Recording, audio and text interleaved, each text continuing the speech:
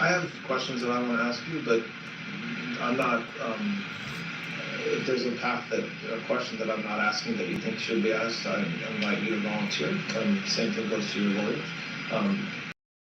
It's in the comment section. Do not all cap in the comment section. About when you first met Mr. Epstein, I know that goes back a while, and just very generally talk about your relationship with Mr. Epstein from the time you met him all the way up until his death. I met Mr. Epstein in 1991.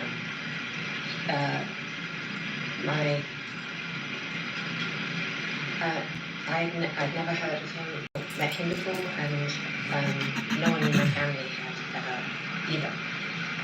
My father never knew him, and I'll explain why that is the case. Where did you meet him? I had a girlfriend who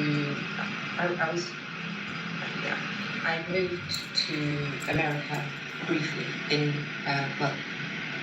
I moved to America in 1990. Okay. Moved was a good word. I'd come to visit America in 1990. I had been running my own company up until that time, which was a company called Maxwell Corporate Gifts. And I had also been working for my father at the time. I had multiple jobs with him. I was in 1990. I was working with a new company of his, a new newspaper that he's launching called The European, and I was in charge of launching a magazine to go with the European. And I was traveling at that time from England to America because I was looking to, he'd also bought Macmillan, the publishing house, and he had purchased the New York Daily News. And it's true to say that my father always wanted me to come back, full-time with work for him, but that's a much longer story. I don't think we need to go into it this time. So, but I was always working with him. There was no escaping, as it were, to work for him. So in 1990, I had come over to New York to help look at some of that. He was having some advertising issues with the New York Daily News, and in fact, I may have met Donald Trump at that time because my father was friendly with him and liked him very much. And I think it should be said that he also very much liked Ivana, because she was also from Czechoslovakia where my dad was from. So I don't remember if I did meet him or not in 1990 with my dad, but I knew that's how I knew about Mr. Trump. And this was before you met? This was before I met Mr. Epstein. Yes. So I was already going backwards and forwards in America, and then in April of 1991, I came to New York. I can't remember for what reason, what business reason. There was a business reason, something to do with my dad at that time. And a girlfriend of mine, who an American, told me I broken up with I'd been engaged, with a very long time boyfriend, and we broken up. And she said, I've got, as your girlfriends do, I've got a guy for you to meet. And I was like, who is it? And she goes, he's been dating my sister, and I love him, he's looking for a wife. I'm edging towards 30, I don't need to tell you guys that's a very important moment for a girl to think about important things. And I'm like, sure, I'd be happy to meet him. And so sometime in 1991, we're in 1991, I met him at his offices on Maxwell. And I think the most memorable thing I can think about that is he was wearing a tie, which he didn't often do, and it had a giant tomato ketchup stain on it. So I was like, wow, okay. And that was how the... Was your meeting at his office for you to meet him just personally, or were you there for I was just work-related reasons? No, I knew nothing about him. Okay. He just invited me to come and have tea with him. And I was like, tea, that's English, okay. But what was unusual was in his offices. So I went to his offices and we met. And I found him very engaging, and that was that. So that's how you meet him. So, and again, I don't want to spend a lot of time, on this particular issue, but what happened with your relationship over the years from the time you meet him in 1991 up until the time he passed away? Just give the highlights. Okay, guys. So I was looking for real estate for my dad to buy some, and Epstein told me that he was also looking to move from his apartment, and would I help him? And I said, sure, I'm looking already, so I could look for him. So that's how it started. And then in 1991, my father passed away, and I returned to New York after that, originally to come back and help with the family businesses, which was Macmillan. And then the debacle of my father's passing hit the family, and we lost all our businesses, and my family thought that it would be best if I stayed in America because of the intensity of the press and the drama surrounding my father's death in England. So I stayed, and Epstein said, well, you can keep helping me, you can help me find that house, and you can decorate the house, and it gave me something to do. Were you in a romantic relationship with him at this point, or just friends? Just friends. And while we're just, with respect to your father, there have been multiple questions about whether he worked for any intelligence agency. Do you have any knowledge about that?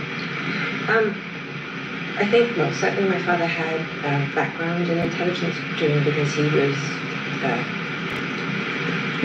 I believe he did in the Second World War. He was a British intelligence officer. I think that my sort of belief is that once you've been an intelligence officer, you're kind of always, it doesn't mean that you're formally employed. So I don't think my dad in any formal sense was employed by any agency, but when you are a very significant businessman and politician, as my father was, you meet with people over time, and you, I guess, trade business or ideas. I think if that would fall under that definition, that's how I would think it. Now, he certainly, I have no formal knowledge of anything specifically that he did in that thing, but if you're asking me if I thought that he did help people, the answer would be yes, I did. Did your father and Mr. Epstein have a business relationship over the years? I know we're maybe jumping around a little bit, but They never met. So as far as you know, they never even met. no, I Or you know they never met. I know they never met. Well, how do you know they never met? Thank you. Just categorically no, they never met. Well, because after in 1991, before my father died, he asked me if I'd met anybody interesting or whatever, because I was still trying not to be sucked back into the family business. And I told him that I had met Mr. Epstein, and the reason why I shared that I'd met Mr. Epstein because I believed at that time that Epstein worked for Bear Stearns, and Bear Stearns was one of our banks. And I knew that my father was friendly with both Jimmy Kane and with Ace Greenberg. So my dad was actually in New York, I think. I don't think I had this conversation on the phone, but I honestly been talking 30 years ago, so I'm not sure. But maybe I told him this verbatim because I haven't. I know that what my dad did, whether I saw it or whether he did it and told me later, I don't remember. But he called both Jimmy Kane and Ace Greenberg to ask what sort of guy he was and was he even allowed to, because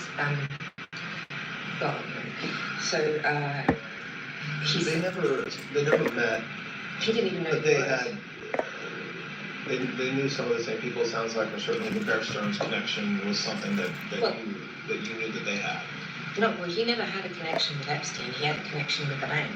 I mean, Epstein, I'd never heard of him or knew of him before, and I certainly, if my dad had known him, right, when I said this is who he was, he didn't know who he was. So he rang Ace and he rang Jimmy to ask if it was okay that I even knew him. And I just want to explain briefly why my father would even do such a thing.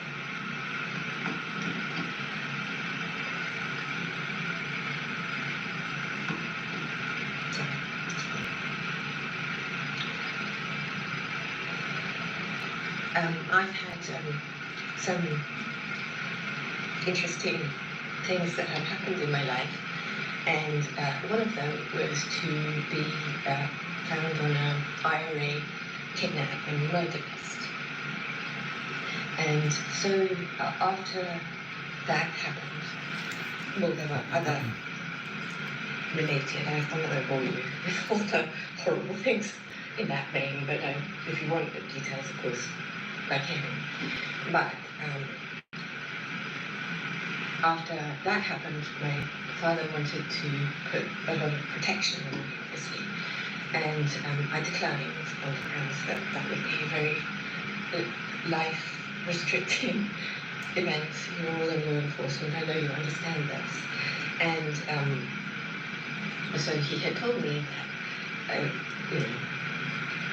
be taking my life in my own hands and then whatever. And so I think after that event and several others where I had stalkers and all the things that one has, he was always quite protective of me. And so if I met somebody, he would try and verify that they weren't going to do anything hideous. And so in case you thought it was weird that he would call Jimmy and Ace, it might, you may think it is, but from my perspective, he was just because he was concerned I was in America. TikTok, tap the screen, tap the screen.